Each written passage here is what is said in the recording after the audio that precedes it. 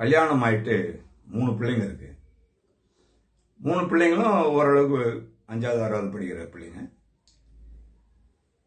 அதன் பிறகு தன்னுடைய கணவனை பிரிந்து 7 வருடமாக தனிமையில் இருக்கிறார். தன்னுடைய பிள்ளைகளை அழைத்துக் கொண்டு வேறொருவருடன் உறவில் இருந்து கொண்டிருக்கிறார். அவர் யார்?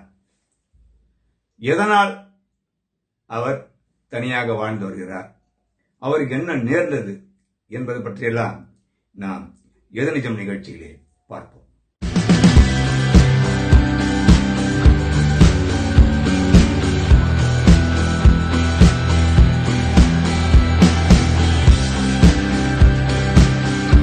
சென்னை திருவல்லிக்கேணி பகுதியில் எல்லிஸ் சாலையில் மணிகண்டன் அப்படிங்கிறவர் வசித்து வருகிறார். இவர் சிசி கேமரா இதெல்லாம் ரிப்பேர் பார்க்குற ஒரு டெக்னீஷியன். இவருக்கு 2009 கல்யாணம் ஆகுது. 2009 திருமணமாகி அவங்க ஒய்ஃப் பேரு ஜோதி. நல்லா தான் வாழ்ந்துருவாங்க. 3 பிள்ளைங்க. தன்னுடைய வாழ்க்கைக்கு, தன்னுடைய திருமண வாழ்க்கைக்கு ஆதாரமாக 3 பிள்ளைகளை பெற்றிருக்கிறார் அந்த தாய். அவங்க யார் அப்படின்னா, முத பையன் ஜெகதீஷ். ஜெகதீஷ் 8ஆம் வகுப்பு படிச்சு வர்றார்.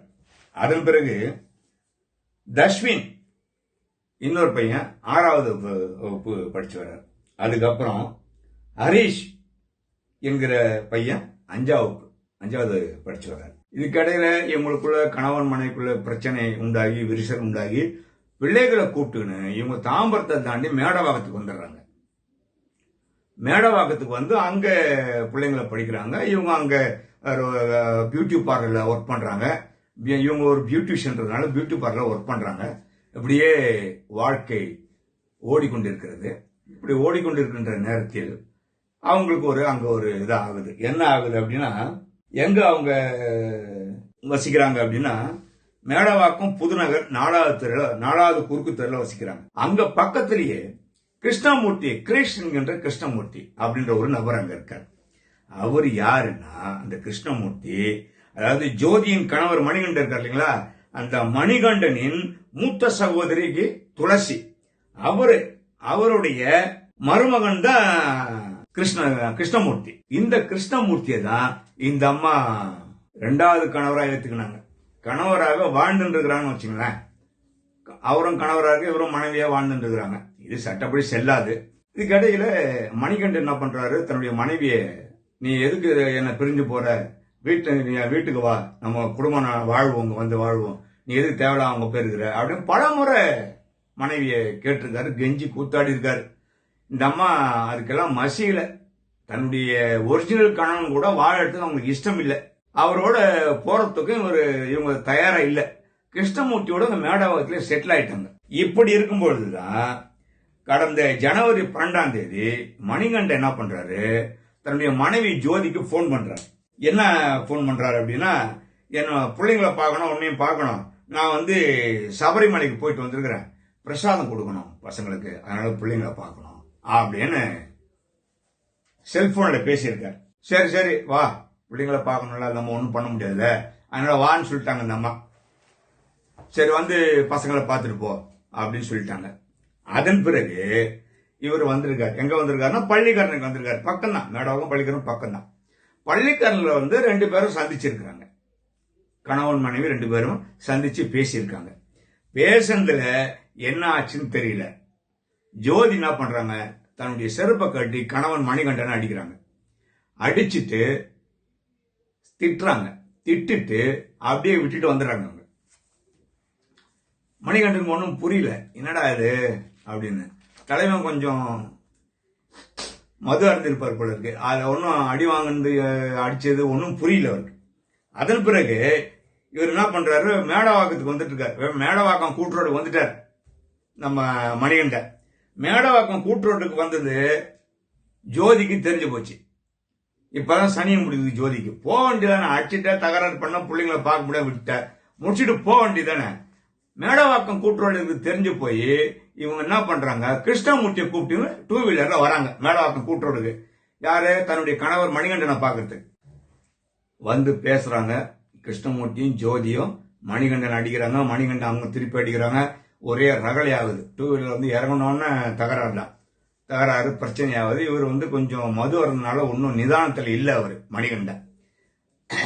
அது என்ன பண்ண முடியும், நம்ம அதில் போய் தலையிட்டு எதுவும் பேச முடியாது.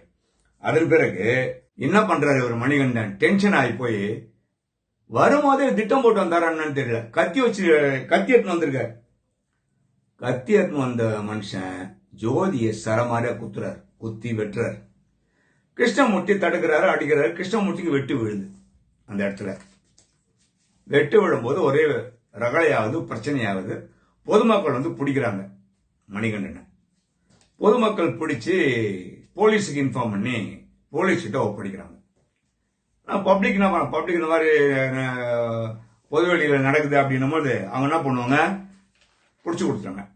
போலீஸ் வந்து என்ன பண்றா, சரி ரொம்ப சீரியஸ் கண்டிஷன்ல இருக்காங்களே இவங்க அப்படின்னு சொல்லிட்டு ஜோதி கிருஷ்ணமூர்த்தி 2 பேரையும் போலீஸ் வந்து வண்டியில் ஏற்றிக்கின்னு பக்கத்தில் இருக்க ஒரு ஹாஸ்பிட்டல் போயிருக்காங்க. அது வந்து பிரைவேட் நர்சிங் ஹோம் போல இருக்கு. அந்த பிரைவேட் நர்சிங் ஹோம்ல போய் அட்மிட் பண்ணியிருக்காங்க. இது ஒன்றும் பண்ண முடியாதுங்க அப்படின்னு இருக்காங்க, நாங்கள் வந்து ட்ரீட்மெண்ட் பண்ண முடியாது. அப்புறம் அங்கேருந்து அப்படியே குரோம்பேட் ஜிஹெச்சுக்கு வந்திருக்காங்க. குரோம்பேட் ஜிஹெச்சுக்கு வந்த உடனே ஜோதி முடிஞ்சு போச்சு, உயிர் பிரிஞ்சு போச்சு. அங்கே சொல்லிட்டாங்க வர நேரத்திலேயே இறந்து போயிட்டாங்க அப்படின்னு சொல்லிட்டு போலீஸ் இன்னும் தலைவலி. அதுக்கப்புறம் கிருஷ்ணமூர்த்தி அங்கே ட்ரீட்மெண்ட் கொடுத்து உயர் சிகிச்சைக்காக ராஜீவ்காந்தி பொது மருத்துவமனைக்கு ரெஃபர் பண்ணி அனுப்பிச்சிட்டாங்க பேஷண்ட்டை, இவர் நம்ம கிருஷ்ணமூர்த்தியை. அதன் பிறகு போலீஸ் என்ன பண்றாங்க, அதே ஜோதி இறந்து போன ஜோதியை குரோம்பேட்டை அரசு பொது மருத்துவமனையில் இன் பண்ணிட்டு போஸ்ட்மார்ட்டம் பண்றதுக்கு கொடுத்துட்டாங்க. போஸ்ட்மார்ட்டம் பண்றதுக்கு ஹாஸ்பிட்டல்ல ஒரு ரிக்வெஸ்ட் கொடுத்து உள்ள வச்சுட்டாங்க பாடியை. அதன் பிறகு மணிகண்டனை போலீஸ் அரெஸ்ட் பண்றாங்க. அரெஸ்ட் பண்ணி ரிமாண்ட் பண்ணிட்டாங்க. Okay, matter over. ஒரு உயிர் போயிடுச்சு, ஒருத்தர் உள்ள போயிட்டாரு. இதெல்லாம் நம்ம என்னன்னு சொல்றது, ஒவ்வொரு பதிவிலும் நம்ம இதை குறிப்பிட்டு இருக்கிறோம். இந்த மாதிரியான கள்ளக்காதல், கள்ள உறவுகள் இப்படிலாம் போயிட்டு இருக்கும் பொழுது எமோஷனல் ஆயிடுறாங்க, ரொம்ப டென்ஷன் ஆயிடுறாங்க. டென்ஷன் ஆகி கொலை செய்யற அளவுக்கு போயிடுறாங்க. அதுல போய் முடிஞ்சிடுது. மறுபடியும் அதான் நான் சொல்றது, ஒருத்தருக்கு ஒருத்தர் பிடிக்கலையா விட்டு தொலைங்க, போய் தொலைங்கணும், தொலைச்சிடணும். இது வந்து கடைசியில எங்க வந்து நிக்குது பாருங்க, கொலையில வந்து நிக்குது. அதாவது தன்னுடைய கணவனை பிடிக்கல, சரி 3 பிள்ளைகளோட வந்துட்டாங்க, சந்தோஷம், டைவர்ஸ் பண்ணிட்டு போக வேண்டியதானே.